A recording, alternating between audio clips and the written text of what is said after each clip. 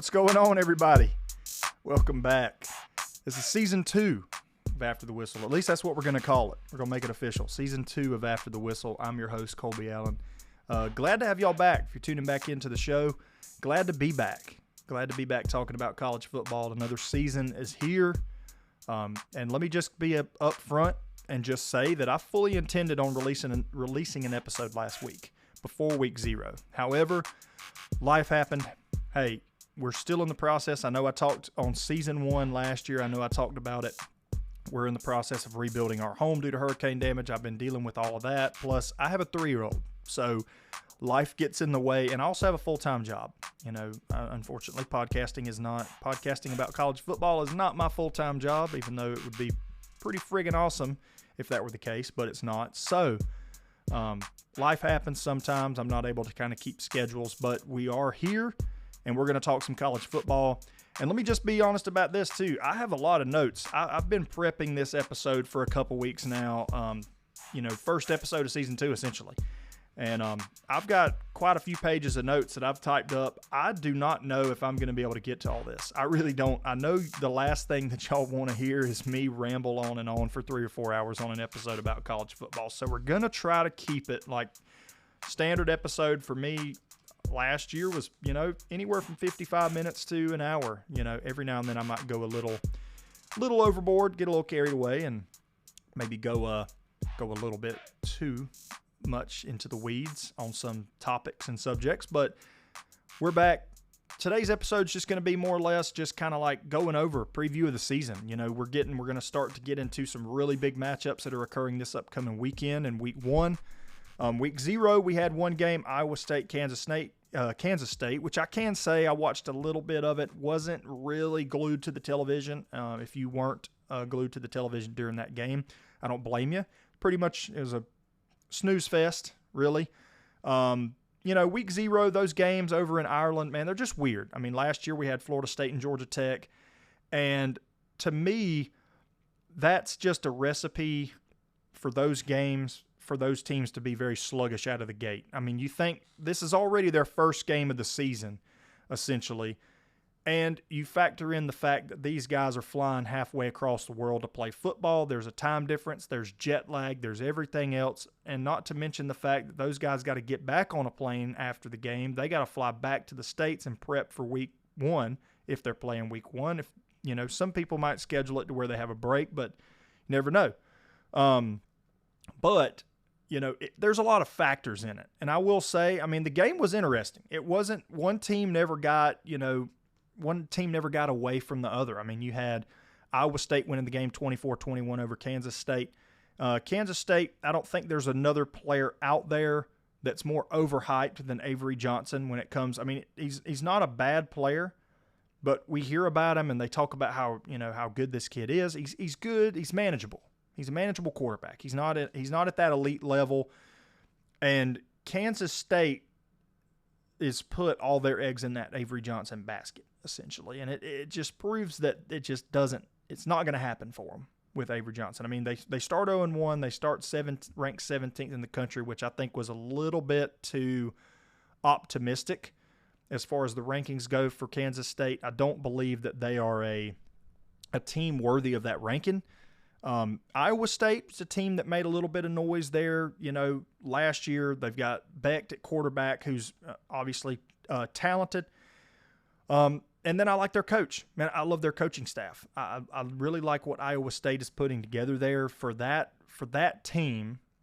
I feel they're as good as they could possibly be. Now, I'm not saying that Iowa State's ready to make a playoff run, but hear me out. They're still a good football team, and they kind of battled through some adversity during that game. They was tied 7-7 at halftime, come out, and it was just, they were up 14-7, I think, at the end of the third quarter.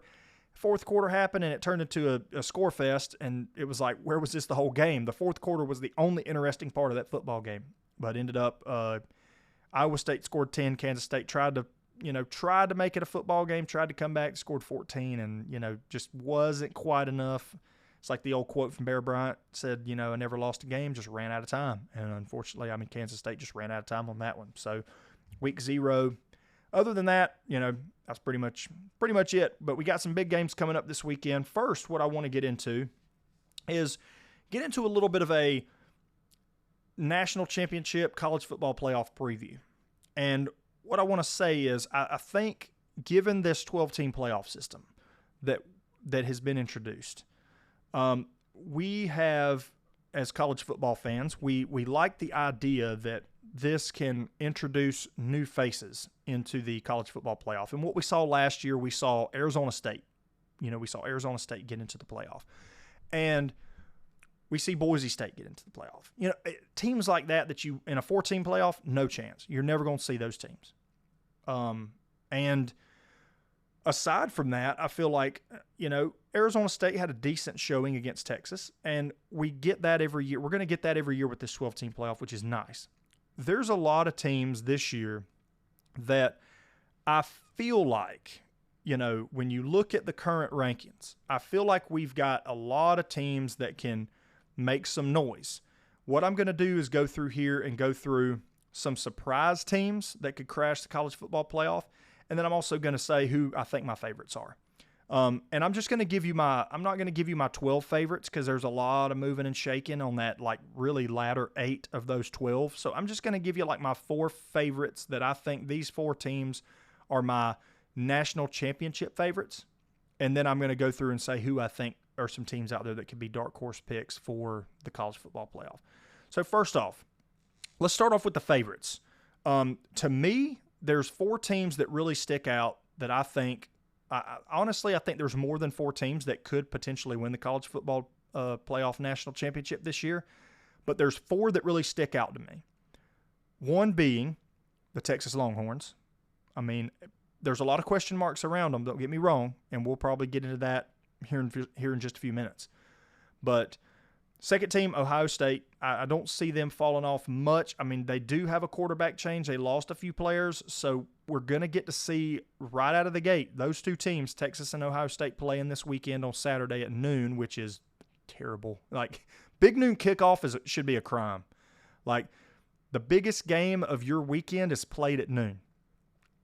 That's ridiculous. Half the country hasn't even gotten up out of bed yet on the West Coast, and you're playing a game at noon on Saturday. Anyway, Texas and Ohio State, we're going to find out real quick what those teams are made out of. My third team that I think going to be Georgia. Fourth team, Alabama. And I know what you're saying. I know what you're thinking, Colby. Way to be very original here, And you wouldn't be wrong for calling me out for being that. But listen, when you look at these teams on paper, you look at what Texas is going to have on their defense. You look at what Arch Manning could be. Because let's not talk about the fact that Arch Manning is this elite talent and he's just proven it on the field over and over again, because he hadn't. I mean, you look at who they played last year, Lafayette, UTSA, Mississippi State, played some really weak defenses, looked great. Okay, we're not arguing the fact that he looked great against those teams. But when you saw him play an elite defense in the University of Georgia last year, what happened? Deer in the headlights. Oh my gosh. It's almost like he suddenly forgot his last name was Manning and he was supposed to be the next superstar in college football. It's almost like he forgot that when he played an elite defense. And he's going to see those this year. And the biggest thing with this is we've already written this kid in as Heisman favorite, first-round draft pick, first overall pick, blah, blah, blah, blah, blah, blah, blah. He hadn't even played a snap as the starter for Texas this year yet, and we're already doing that. But there's some questions. But Texas's defense is going to be elite. They're going to go where their defense goes. Yes, Arch Manning's going to play a part in that Texas team, and a great part in that Texas team, and where they go. Ultimately, though, that Texas defense is going to be loaded. Ohio State, same thing. Quarterback, a little bit of obviously the biggest thing that sticks out is the quarterback change. Will Howard no longer there. Now you got Julian Sayin, and very talented kid. Very talented football player. But the question mark here is the inexperience and the fact that he's going to be making his first start. And I think everybody's thinking about, what this game, and we get to see this play out. The beautiful thing is we get to see all this play out on Saturday. First game of the season for both of these teams. We get to see all of this play out. All the question marks and the questions that we have are going to get answered on Saturday. But Ohio State, I still think they still have a guy that wears number 4 that plays receiver that is a game wrecker. And I still think to that point that, Ohio State's still going to be, as long as Jeremiah Smith is healthy and he goes, it's like the meme people used to share all the time, like, oh, he's down there somewhere, just chunk the ball down the field. I feel like that's a receiver you can do that with. It's almost like, Jeremiah Smith's down there somewhere, heave it. That's just Ohio State. And then the play calling of Ryan Day. I've been critical of Ryan Day on the show. I still don't like him. I still don't think you could group him in there with the elite coaches of college football, but, still a halfway good play caller. I'm not going to say he's a great play caller or a genius play caller, because he's not. He's not at that level, but he's a good play caller. And I think he's going to put his young quarterback in situations to succeed. I don't think he's going to put a lot on him, right out of the gate. I think he's going to find some ways to scheme Jeremiah Smith open, which would be the smart thing. Don't try to trust your young quarterback to throw Jeremiah Smith open. Maybe scheme Jeremiah Smith open. Drag routes, maybe some rub routes, maybe some stuff where Jeremiah Smith can really use his explosiveness, double moves, get past the defense, take the lid off type thing. Not so much where Julian Sayin is taking a 3-step drop and throwing a slant between a linebacker and a corner and trying to fit it into tight coverage. That, to me, is a recipe for disaster with a young quarterback, because if he makes one mistake, throws an interception, it could snowball from there. And Texas, we're not out of the woods on that yet. Texas is kind of the same way, where, you look at Arch Manning, and we all expect him to be just, really good, and I think he is. I think he's going to be good. The problem here is he still doesn't have the experience as a starter to really justify the hype that everyone in the media is giving him. We're just talking about how great he's going to be and how this and how that. And, I mean, like I said, he hasn't played a snap. He hasn't even played a snap yet for Texas as the starter. I mean, he did last year a little bit when Quinn Ewers was hurt, but, come on now. We're going to get to see him Saturday. The beautiful thing is all this is going to come out in the wash, so to speak. And we're going to get to see it. Other two teams, Georgia and Alabama. Let's go ahead and preview these two and a lot of these, man, all these teams are having quarterback. All 4 of these teams, quarterback, new face. Last year at Alabama, you had Jalen Milroe. Now you got Ty Simpson. Georgia, you had Carson Beck. Now you got Gunnar Stockton. And then Ohio State, you have Will Howard. Now you have Julian Sayin. And, and then Texas, you had Quinn Ewers. Now you have Arch Manning. So all teams have new quarterbacks. So it's all going to be, the big thing is it's a proving ground year for these 4 quarterbacks, for my 4 favorites in the college football playoff race. And we'll start with Georgia. And to me, I love the fact, and everybody knows it's no secret that I'm a Georgia fan. I mean, if that comes as a shock to you, then you obviously have been living under a rock and you haven't been listening to the show. But Georgia, to me, I love a Kirby Smart coached football team that flies under the radar. And this Georgia team is really flying under the radar. And I love it. As a Georgia fan, I love it. Don't hype them up. Don't talk about how great they're going to be. At every turn that we've seen during this offseason, the media has questioned Georgia. Oh, is Gunnar Stockton good enough to get it done? Is the offensive line's not going to be that good? They weren't good last year. They're not going to take a step forward. They're still going to be bad. The defensive line's not going to be good. They're not going to generate any pressure on the quarterback. We've heard it all offseason. And I can tell you, nothing plays into Kirby Smart's hand more than that. When you doubt his team and people constantly are saying, critical things about him and everything like that. That's what he feeds off of, and that's what he feeds his team, with. That bulletin board, locker room material. Like, hey guys, just a few years ago, Georgia won a national championship, and nobody in the media was saying that Georgia was going to go 7-5. Not a single person. But Kirby Smart had his team believing that people were out there saying that they were going to go 7-5. And they ended up going undefeated and winning a national championship. And curb stomping TCU in the national championship 65-7. So Kirby Smart feeds off of this, and I like it because the defense for Georgia this year is going to be criminally underrated, and they already are starting the season. They're criminally underrated, and people are going to find out how good that unit can be here, over the next few weeks. The receiver room is as good as it's been since Kirby Smart took over in Athens, where they have a legitimate 3 or 4 deep threat with Colby Young, Noah Thomas, Zachariah Branch. Then you got to factor in the fact that you have Dylan Bell, who's been in the system for a few years now, knows the system, reliable target, London Humphreys, Oscar Delp, Lawson Lucky at the tight end position. Options all over the field. Very deep at running back, 4 to 5 deep at the running back position with Nate Frazier kind of leading the charge there. So, and then the question mark to me as a Georgia fan is this team last year was not good in the trenches on both sides of the football. Defensive line wasn't very good.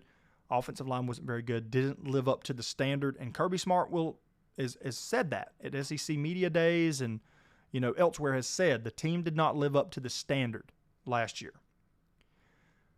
The fact that these guys are underrated and the fact that nobody's talking about these units, I think it's given them the extra fire that they need to really put their heads down, work hard this offseason, get better, get more cohesive, learn to play with one another better, mesh as a group, and I think they're going to be a lot better than people give them credit for. I've heard some people say 9-3, Josh Pate. Like, really? What's the basis for that? I don't understand it. Like, I don't understand why, Timu Mr. Clean is the one that everybody's out here talking about.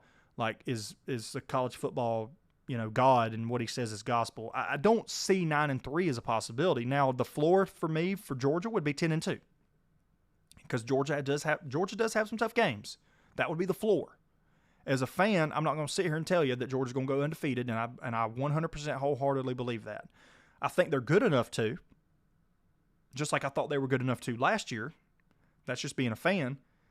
But I'm not going to tell you I think that they're good enough to do that this year. Or I'm not, excuse me. I'm not telling you they're going to. I'm telling you they're good enough to. But I think their floor is 10-2. I think their ceiling's 12-0. But their floor is 10-2. So we'll see. Obviously, it'll all play out. Alabama, jump into them for a minute too. With the new quarterback, which that's another big question mark with Alabama, but Alabama still has kind of reloaded. We've known the Bama custom over the years, even with Saban as the coach, and now with DeBoer as the coach, we've known Bama to kind of reload, and I feel like they have. Still got Ryan Williams, an elite pass catcher on the outside. Unfortunately, one of Alabama's running backs is going to have surgery. He's going to miss the opening weekend and probably more weeks. He's going to miss the FSU game, possibly be out further due to an injury. But, we've got some question marks around the Bama team. But I still think DeBoer's a great coach. I still think he's a good coach. I still think that he can get this team to where they need to go. Obviously, the biggest thing, Ty Simpson. What do we know about him? What can he do?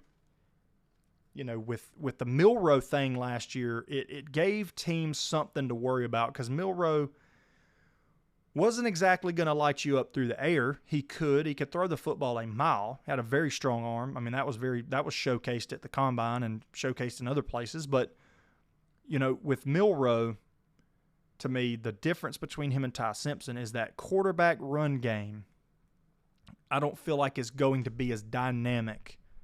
And what made teams respect Alabama a lot last year and what made them game plan a little bit differently for them last year was the fact that Milroe did, he was by far, I think I said it last year, that he was by far and away the most athletic player on the field almost every game he played in.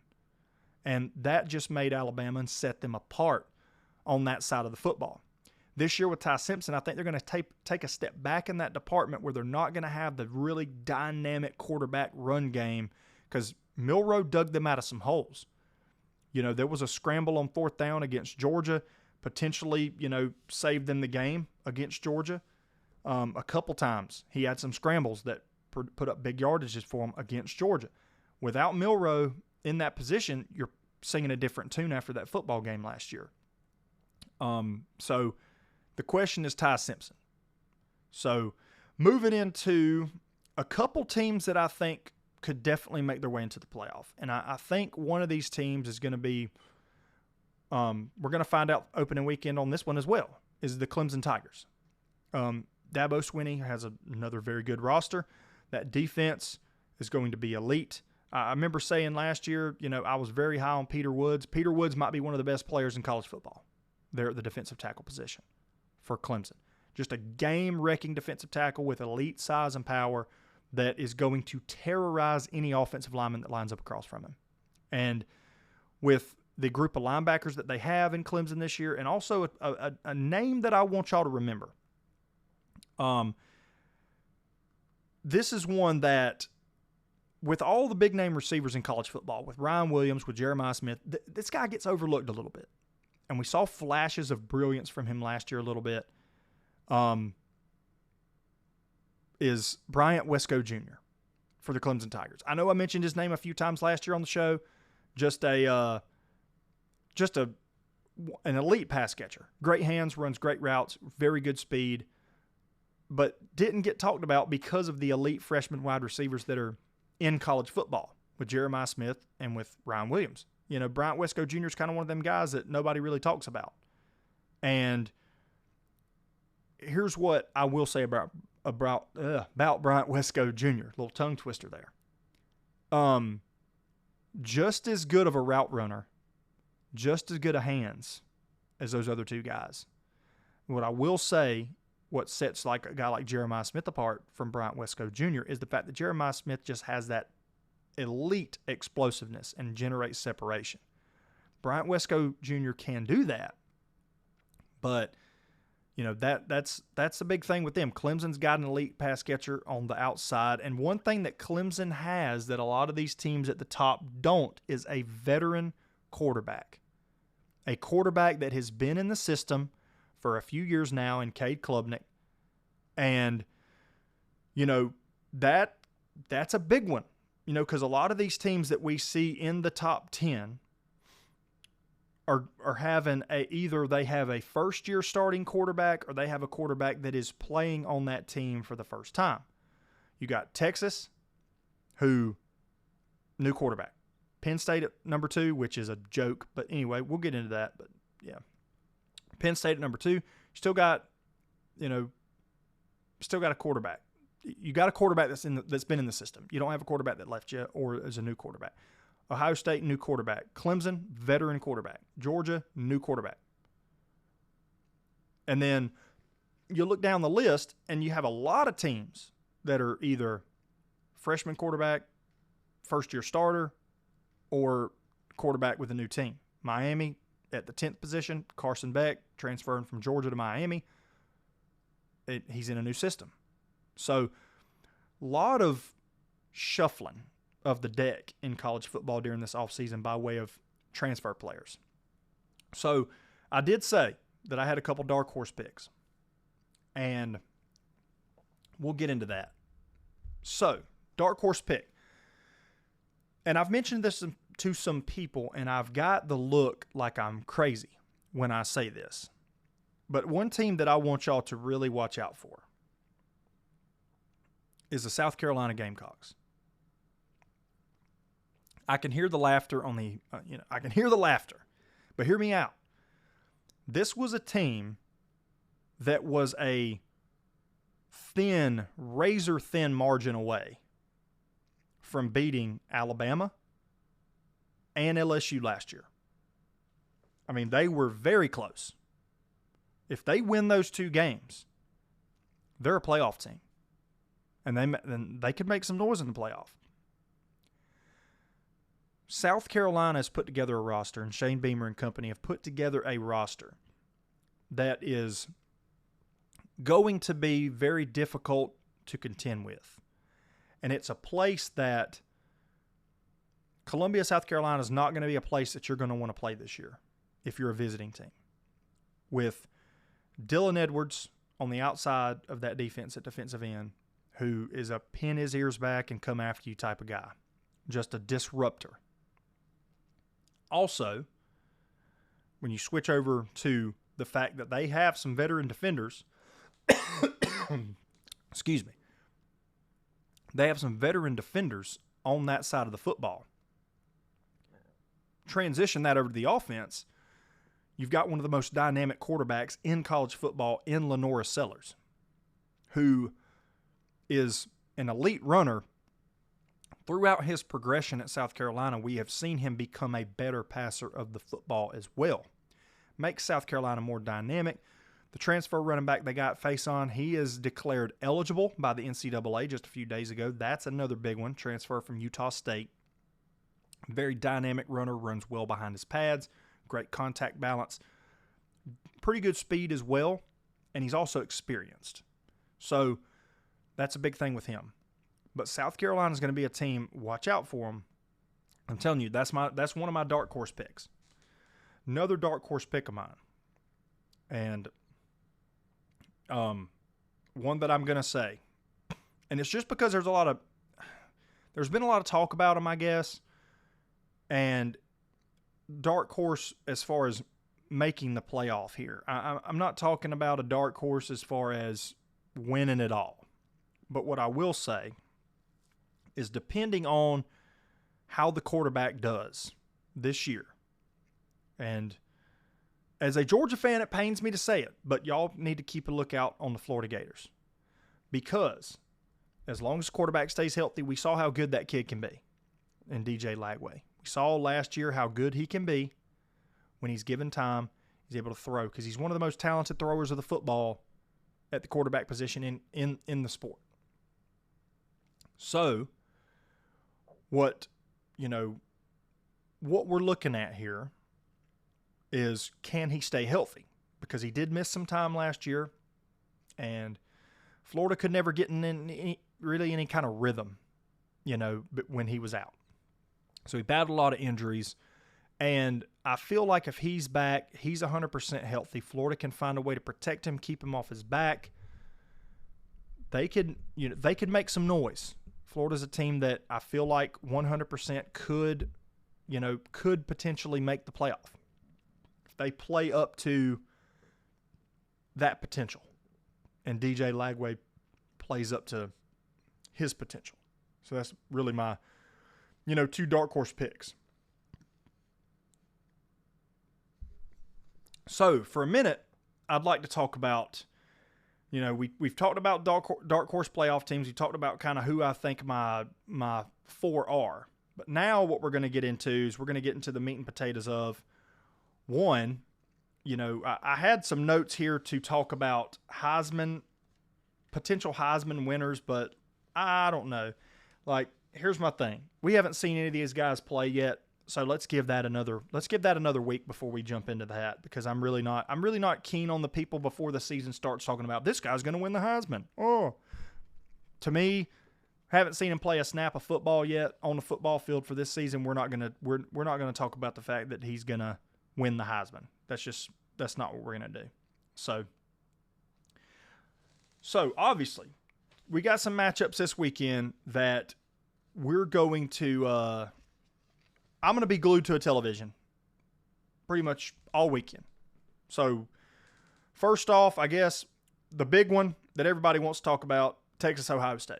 And I know I touched on it a little bit, earlier in the show we talked about it, and there's a lot of questions around that. But marquee matchup, obviously, number 1 Texas, number 3 Ohio State in Columbus. Not a neutral site game at all. So it's these teams played each other in the college football playoff semifinal last year. I believe Ohio State now the line is they are a 2.5-point favorite in Columbus. Possibly because of the fact that they have home field is the reason for the 2.5-point spread their way. But like I said, Julian Sayin, new quarterback, Arch Manning, new quarterback. And here's what I think this game's going to come down to. Two key points for both teams. One, which defense can generate pressure on the quarterback better? Also, which quarterback handles the pressure better? I think that's their two keys to this football game. One is, can Texas generate enough pressure to knock Julian Sayin off of his game, knock him out of rhythm, get him to overthink things, get him to try to force stuff, hold on to the ball too long, try to be a hero, you name it. can they be that disruptive defense that everybody is saying they're going to be, me included? I think they're going to be a very disruptive defense. I think they got one of the best front sevens in college football. Anthony Hill Jr. is just a freak. The more you watch, the more film you watch on him, the more game film you watch, that's the best player in college football. That's one of my, it's not really a hot take because a lot of people agree with that, but to me he is. But that to me, and also one thing I did fail to mention, new offensive coordinator for Ohio State, Brian Hartline. So a lot of variables around Ohio State here. We talk about, the fact that Texas is going into a hostile environment. Ohio State's got home field advantage. But to me, which defense can generate more pressure on the opposing quarterback? I'm leaning Texas on that. I'm leaning Texas that way. And then I'm also going to lean Texas on which quarterback manages the pressure better, because I feel like Arch Manning, the fact that he's got just enough experience last year and enough snaps, I feel like he's going to be able to manage the pressure better than, Julian Sayin, because I feel like Texas is going to get after him. And I feel like that's going to be that will be a problem for him, and that will be a problem for that offense. I mean, yeah, he does have Jeremiah Smith. At the end of the day, though, I'm not really too keen on it. So we always did this thing where, last year I did a Tuesday show and a Thursday show. Tuesday show was a recap of the week before. Thursday was a prediction. Today we're kind of meshing the two. So we're going to get into a prediction of Ohio State and Texas. We're going to get right into that one. And here's what I'll say.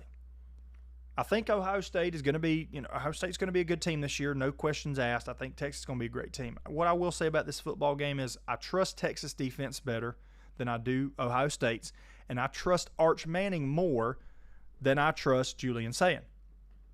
Could they prove me wrong? Absolutely. But I have Texas winning this game, and I have Texas winning this game in kind of convincing fashion. By convincing fashion, I mean I've got Texas winning this one 31-20. 31-20 on that matchup is what I've got. I know there's going to be some Ohio State fans out there. If y'all end up winning this football game, y'all are going to make me eat my words. I'm going to eat some crow. Whatever. It's fine. It's all in good, predictions. I can't begin to explain how many times last year I would make predictions, and then I would have people DM me on the Facebook page and talk about, oh, you said we were going to lose, huh? Well, dude, it's called a prediction. I don't tell the future. I'm not a fortune teller. I don't have a crystal ball here going, hoo-hoo, yep, Texas is going to win this one. I'm making a prediction based on the facts, based on the stats, based on what I'm seeing on paper right here, on my notes, on the stat sheets. So take it with a grain of salt, man. If I don't pick your team, don't take it personal. I still love you. Don't worry about it. Unless you're an Auburn fan or Florida fan, I don't care. But anyway, so 31-20 Texas on that one is what I'm going with. Next game that kind of has me intrigued, really, and because I'm a big Fran Brown fan, and the Syracuse Orange have something to prove this year. Playing Tennessee week 1. Here's what I'm looking at.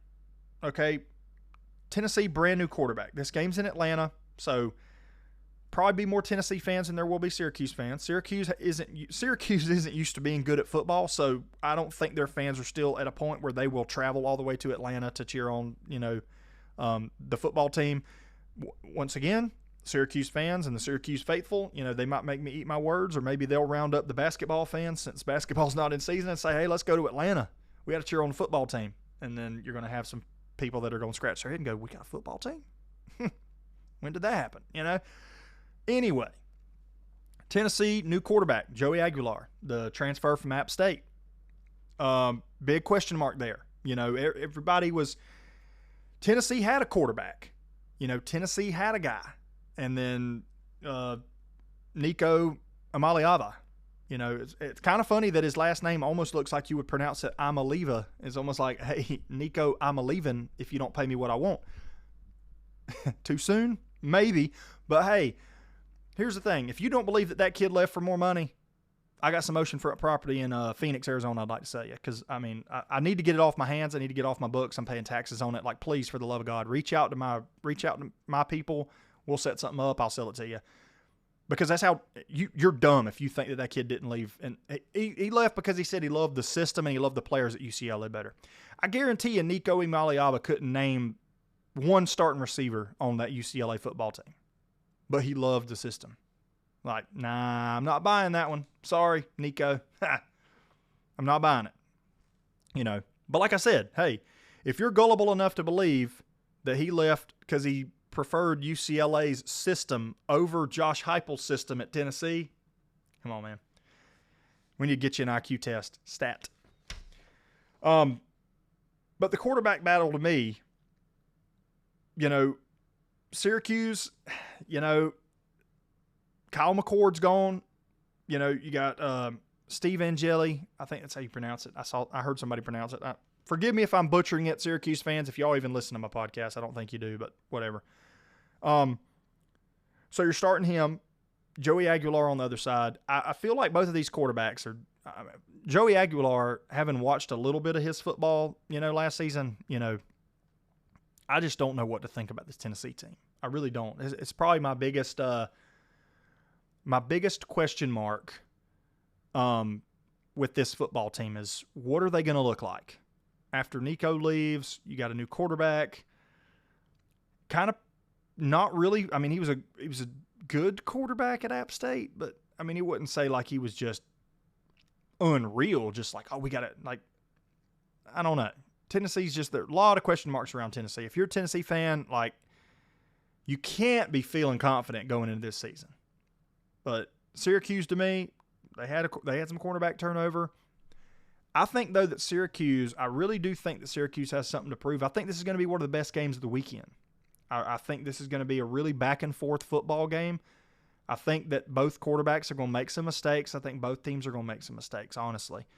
And a lot of first-game jitter-type, interceptions and fumbles and miscues and whatnot. So one of my upset picks of the week, and I said one of my, spoiler alert, but one of my upset picks of the week, Syracuse 30, Tennessee 28. Come on, Tennessee fans, let me have it. Go on, getting my private messages and let me have it. I'm, sorry about it, but I don't have any faith in Tennessee at the moment. I don't. Prove me otherwise. That's what I can say. Tennessee, if you don't like the fact I don't have faith in your football team, prove me otherwise. Prove me wrong. So moving on. Let's move on to I had another one that I wanted to talk about. I'm going to skip that one. I'm going to come back to it. It's probably going to shock the world. Clemson, LSU. And this is another game where LSU's been a team that's been really hyped up during the offseason. Garrett Nussmeier at quarterback. They're going to have a good defense. I feel like LSU's going to be a top 3 defense in the SEC. The question mark here is going to be Garrett Nussmeier, and we saw how good he could be last year. I mean, I was really high on the kid at the end of last season. I'm really high on him now. I think he's one of the best quarterbacks in college football. If not, you could make the argument he is the best quarterback in college football. When you break down the film, you look at his technique, and you look at how he gets the ball out, you look at the throws he makes. I mean, we're talking NFL-level throws last year. Can he continue that into this season? And this is going to be one of those games where, to me, Clemson's defense, how do they match up against LSU's offense? And here's what I'll say about Brian Kelly and Week 1 football games. Do not, whether you're betting outright, whether you're betting spread, do not bet on Brian Kelly. Don't bet on Brian Kelly. Brian Kelly could be coaching an NFL team playing Boy Scout Troop 455, and I would bet on Boy Scout Troop 455. For some reason, Week 1 games plague this man. He cannot win. We saw 2 years in a row he loses to FSU, and then he bangs his hand on the desk, and he's like, we're sitting here talking about it again, and da-da-da-da, and hits the desk, but wham, just drills it. Like, throws a fit. I'm not hedging my bets on Brian Kelly in a Week 1 matchup against a Clemson team that is going to be as talented as that Clemson team is going to be this year. On top of the fact, you got two quarterbacks that are great, Cade Klubnik and Garrett Nussmeier. It's going to be a quarterback battle for the most part. But I feel like LSU makes some key mistakes, typical of a Brian Kelly coach team in week 1. And I feel like LSU loses this one 38-27. That'd be a big one. And it could be closer, but I'm taking Dabo and the Clemson Tigers, not the LSU Tigers. I'm taking Dabo and the Clemson Tigers by 11 points. Virginia Tech, South Carolina. I'm picking this one to be my blowout of the week because I do not think that Virginia Tech has the horses to compete with South Carolina on any level. Not Virginia Tech's offense doesn't match up well with South Carolina's defense, and vice versa. So I'm just going to be quick with this one. I think it is an absolute murder by way of South Carolina 30, Virginia Tech 17. You know, I just don't think that this one's going to be close. It could even be worse than that. It could be in the neighborhood of like 35-13. I mean, it could be bad. I just think that South Carolina is just a lot better football team than Virginia Tech, and I don't think that one's going to be too close. Notre Dame, Miami's another one. You know, Catholics versus convicts, kind of renewing that old rivalry. If you grew up in the 90s like I did, you remember that phrase, and that's been a term used for this matchup for years, and I don't know when it became politically incorrect.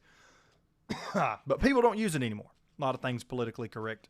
A lot of things are politically incorrect nowadays that weren't 20 years ago, but let's not get political. Colby, let's get back to football. That's a separate podcast. Anyway, so Notre Dame, Miami, I feel like this is another game that could have the potential to be the game of the weekend. You know, I feel like both teams are going to make some mistakes. I feel like it's going to be another one of those games where both teams are kind of nervous. Both teams kind of just don't know which way's left and which way's right. And I feel like this is one of those scenarios where, you know, it's a low-scoring affair, semi-low scoring, not low scoring like, you know, like 10-7. But I feel like this game is somewhat in the neighborhood of 24-23. That's where I got, and I'm taking Notre Dame. I'm taking the fact that I trust Notre Dame's offensive line and Jeremiah Love to run the football and keep the ball. I think they're going to own the time of possession battle. And I do think that Miami's going to make a couple mistakes that's going to keep them off the field. And it's going to keep Jeremiah Love on the field, and they're going to run the football with Jeremiah Love, and they're going to play keep away, essentially. So I think 24-23 is my pick on that one. And, you know, big win for Marcus Freeman to open the season, continue kind of where, not where he left off because they lost the last game they played, but kind of continue a little bit of momentum that they had built after beating Georgia last year in the college football playoff. Because I like Marcus Freeman. Don't get me wrong. I like him as a coach. I think he's great. But 24-23, I think they get it done. And it might even be a little bit more of a spread than that, but 24-23 I think is a pretty good number. I like where my number's at on that one. So let's talk about this Alabama-Florida State game. And I guess Saturday at 3:30, because I heard somebody say earlier today, night game at Doak, and I was like, not a night game, is it? It caught me questioning myself for a second. I mean, as much as I follow football and as much as I look this stuff up and as much as I research, I'm like, is it a night game? I didn't think it was. It's 3:30. So 3:30, we've got Alabama, Florida State. Here's what big questions. Okay, first-year starter in you got a first-year starting quarterback there at Alabama. And then you got Castellanos, the transfer from Boston College, playing at Florida State. Lot of noise during the offseason. And here's one thing, if I'm an FSU fan, I don't like. I don't like quarterback of my football team running his mouth like Castellanos has been running. And I've seen some people online say, hey, let the kid run his mouth. I don't know if I agree with that. I don't like it. Because Alabama historically is one of those teams that feeds off of that. So we don't need to go into We don't need to go into the details of, oh, this is, this kid's talking all this smack. We got bulletin board material. They're going to hang it up all over the place, replay it in the locker room over and over and over again for everybody to hear. That's a problem. And for Florida State, here's the thing. Keys to the game. Okay? Keys to the game. Run the football. Keep Alabama off the field. Play good defense. Get off the field on third down. Get off the field on third down. Don't allow them to extend drives. That's a big one. And Florida State, there's been a lot of players that have come in by way of the transfer portal into Florida State this year. It's a completely new, revamped roster under Norvell, who's known for doing this kind of thing, who builds his roster year to year pretty much through the transfer portal, doesn't really recruit, doesn't build a program. I know I've been critical of that on the show, and I will still be critical of that. You're not building a culture like that. You're not building a team that is going to be sustainable over time. But how well of a coaching job did you do in the offseason to get these guys to gel and mesh as a unit? We're going to find that out on Saturday. I like Florida State's roster. I think this game is going to be nasty. I think there's going to be some turnovers on both sides of the football. I think there's going to be a lot of mistakes made. And I'm going out on a big limb here, and I'm saying, and you heard it here on After the Whistle, I know Alabama's favored by 2 touchdowns, but listen, perfect spot for an upset in Doak Campbell Stadium. I have the Florida State Seminoles, yes, the same Florida State Seminoles that only won just a couple games last year. I have Florida State Seminoles shocking the world 24-20 over Alabama. I know. I had to do it, had to do it. Everybody else picking Alabama. It seems like a perfect spot for an upset. But, it's like part of me saying that it's not going to happen and that Alabama's going to curb stomp Florida State, but I can't shake the feeling that I think this game might be better than what we're thinking. And it might be a recipe for one of those oh crap moments. Who knows? We'll see. Only Saturday will tell for sure. We've got a few more games. Not to mention, we'll kind of breeze through a few of them, to finish out the weekend. I just wanted to cover really the big ones, but most everybody else, cupcake. Georgia, playing Marshall, the spread's 40 points or something. So, we're not really. Florida's playing Long Island. Texas A&M's playing UTSA. Michigan's playing New Mexico. Ole Miss is playing Georgia State. Nobody really ranked is going to be playing a team that's really worth tuning in for, I guess you could say. We're not really looking into that. TCU and North Carolina, though, is an intriguing matchup on Monday night. We get football on Labor Day at 8 o'clock on ESPN. Bill Belichick making his college coaching debut. Pretty interesting. TCU favored by 3.5 points. Take North Carolina. I just like Bill Belichick's mind. I think he's got a game plan put together where he's going to be able to put it into action. They're going to be able to win. Another game that I think, and it's kind of a dark horse game that I think has potential to be a really good football game if you're into watching a football game at 10:30 p.m. on Saturday and you're willing to stay up till almost 2 o'clock in the morning watching football, because I tell you, this guy probably will be. California and Oregon State. Oregon State favored by 1.5. It's an intriguing matchup. If you want to throw some money down on a game, really tight spread, I'd take Oregon State to cover on that one. So if you win some money, hey, slide old Colby about 10%. I'd be all right with it. Other than that, guys, pretty we've got the matchups are really top heavy this weekend. Everybody was talking about, we're going to get a lot of big matchups. There's really not. You got Auburn and Baylor. One game I'll talk about on Friday night, Friday night at 8 o'clock, we got Auburn and Baylor. Currently, Auburn favored by 2.5 points. Don't really know how this game's going to look. I've been seeing some reports about Jackson Arnold in training camp with the Auburn Tigers just not really doing so hot. But we do know that, they got a transfer in Eric Singleton, who seems like he lit everybody up he played last year. And then, obviously you got Coleman. You got a lot of elite pass catchers on that Auburn side of the football. Jackson Arnold, if he can get them the ball, Auburn has the ability to be a very explosive offense this season. I'm taking Auburn in this game. I'm taking Auburn over Baylor. Auburn favored by 2.5. I think take Auburn to cover. I think it's a safe bet. I think Auburn wins by a touchdown. I do think it's going to be an ugly, ugly football game. I don't think it's going to be one of those games where you're going to sit down. If you're going to watch that football game Friday night at 8 o'clock, make sure you get a Red Bull in your system or a Monster or a 5-hour energy or whatever you do, Goodies powder, snort a Goodies powder through your nose, whatever you got to do to stay awake. Because I think that's one of those games where, you could get about an hour into that one and then all of a sudden you hear somebody, in the room with you going, they're out cold. Like, I just don't think it's going to be an interesting football game. Ultimately, I think Auburn pulls away with victory. So, week 1, I'm excited, guys. College football's back. If y'all can't tell, it's the most wonderful time of the year. I love it.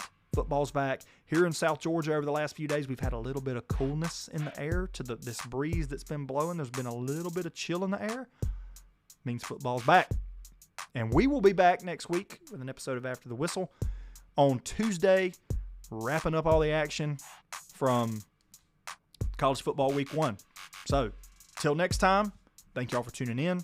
I'll catch y'all on episode 2 of season 2. See y'all.